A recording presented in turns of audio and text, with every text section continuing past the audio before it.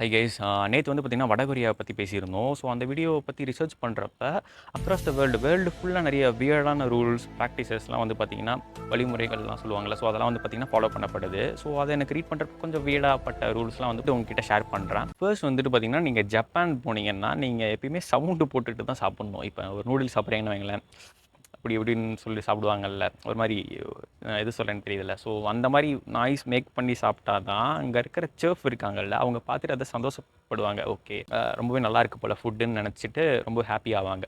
Suppose நீங்கள் அமைதியாக உட்காந்து சாப்பிட்டுட்டு இருந்தீங்கன்னா நீங்கள் அவங்கள இன்சல்ட் பண்ணுற மாதிரின்னு நினச்சிப்பாங்க. ஓகேங்களா, ஃபுட்டு உங்களுக்கு பிடிக்கல போல் அப்படின்னு நினச்சிட்டு அவங்க கொச்சிப்பாங்க. ஸோ இந்த மாதிரி விஷயம் ஜப்பானில் நடக்கும். நெக்ஸ்ட் வந்து பார்த்திங்கன்னா யூஎஸில் வந்துட்டு நீங்கள் ஒரு ரெஸ்டாரண்ட்டோ ஹோட்டல் ஏதோ போனீங்கன்னா அட்லீஸ்ட் நீங்கள் சாப்பிட்ட பில்லில் ஒரு 15லேருந்து 20% ஆகுது டிப்பு கொடுக்கணும். இது வந்து பார்த்திங்கன்னா ஆல்மோஸ்ட் ஒரு கம்பல்சரின்ற மாதிரி தான் சொல்கிறாங்க. எல்லாருமே கண்டிப்பாக ஃபாலோ பண்ணுறாங்க.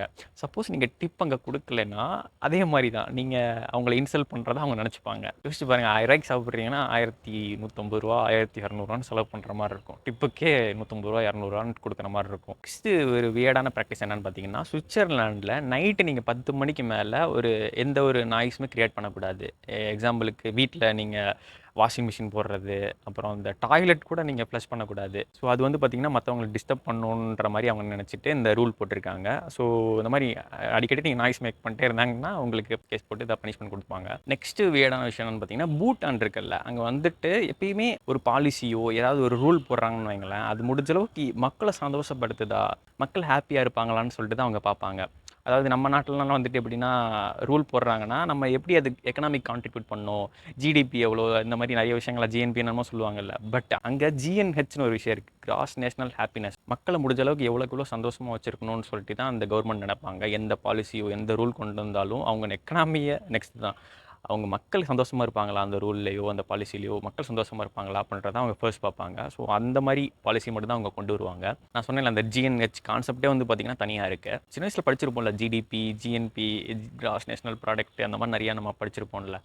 ஸோ அந்த மாதிரி விஷயம் தான் இங்கே கிராஸ் நேஷனல் ஹாப்பினஸ்ன்ற மாதிரி ஒரு விஷயம் இருக்குது. நெக்ஸ்ட் வியர்டான விஷயம் என்னென்னு பார்த்தீங்கன்னா, ரஷ்யாவில் நீங்கள் ஒரு டர்ட்டி கார், அதாவது நீங்கள் தூசி படிஞ்ச காரோ அழுக்காக இருக்க காரை ஓட்டி போனீங்கன்னா உங்களுக்கு ஃபைன் போட்டுருவாங்க. எனக்கு ரொம்ப வியர்டாக பட்டுச்சு. காரை முடிஞ்ச அளவுக்கு வாஷ் பண்ணி வச்சுருக்கணும் போல். ஸோ நெக்ஸ்ட் விஷயம் என்னென்னு பார்த்தீங்கன்னா, ஜெர்மனியில் நீங்கள் ஸ்பீட் லிமிட்லாம் எதுவுமே இல்லை. காரில் போகிறப்போ உங்களுக்கு நீங்கள் எவ்வளோ ஸ்பீடில் வேணால் போய்க்கலாம்.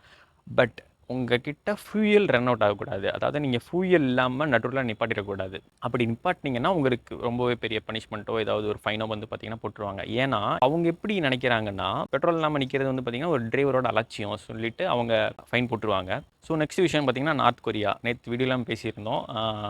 அதில் நிறைய ரூல்ஸ் இருக்குது. நீங்கள் அந்த வீடியோ பின் பண்ணுறேன், அதில் கூட நீங்கள் பாருங்கள். மூவிஸ், வெளிநாட்டு மூவிஸ் பார்க்கக்கூடாது. முக்கியமாக சவுத் கொரியன் மூவிஸ் அதெல்லாம் வந்து பார்த்திங்கன்னா பார்க்கக்கூடாது. பார்த்தீங்கன்னா உங்களை இம்ப்ரிசன்மெண்ட் பண்ணிடுவாங்க, உள்ளே போட்டுருவாங்க. முக்கியமாக ஹாலிவுட் மூவிஸ்லாம் எதுவும் பார்த்தீங்கன்னா உங்களை கொன்றுவாங்க. ஸோ அந்த மாதிரி விஷயங்கள்லாம் அங்கே இருக்குது. ரொம்பவே ஹார்ஷான ரூல்ஸ் ரொம்பவே இருக்குது. ஸோ அது வந்து பார்த்திங்கன்னா நிறையா இருக்குது. நான் அந்த வீடியோவில் போட்டிருக்கேன். நெக்ஸ்ட் நம்ம இந்தியாவில் வந்து பார்த்திங்கன்னா பப்ளிக் பிளேஸில் கிஸ் பண்ணக்கூடாது. அந்த மாதிரி விஷயம் நம்மளுக்கே தெரியும். கிஸ் பண்ணால் அது வந்து பார்த்திங்கன்னா அகெயின்ஸ்ட் லா அப்படின்ற மாதிரி ஆயிரும். பொதுமக்களை டிஸ்டர்ப் பண்ணுற மாதிரின்னு சொல்லிட்டு பனிஷ்மெண்ட் கொடுப்பாங்க. இந்தியாவில் அந்த ரூல் இருக்குது. இது மற்ற கண்ட்ரீஸ்னால வியர்டாக பார்க்கப்படுது. ஸோ தட்ஸ் வை நான் இதில் ஆட் பண்ணியிருக்கேன் இந்த வீடியோவில். நெக்ஸ்ட் வியர்டான ரூல் வந்து பார்த்திங்கன்னா பாகிஸ்தானில் இருக்குது. பாகிஸ்தானில் வேலண்டைன்ஸ் டே பேன் பண்ணிட்டாங்க. பப்ளிக்கில் எதுவும் செலிப்ரேட் பண்ணுறதோ அந்த மாதிரி விஷயங்கள் கண்டிப்பாக இருக்கக்கூடாது. இது அகெயின்ஸ்ட் இஸ்லாமிக் ரூல்ஸ்லாம் சொல்லுவாங்கள்ல. ஸோ இதை வந்து பார்த்திங்கன்னா பேன் பண்ணியிருக்காங்க. நெக்ஸ்ட் வியர்டான ரூல் என்னென்னு பார்த்தீங்கன்னா, தாய்லாண்டில் நீங்கள் ஒரு கரன்சி இருக்குன்னு வைங்களேன், அதை நீங்கள் மிதிக்கக்கூடாது.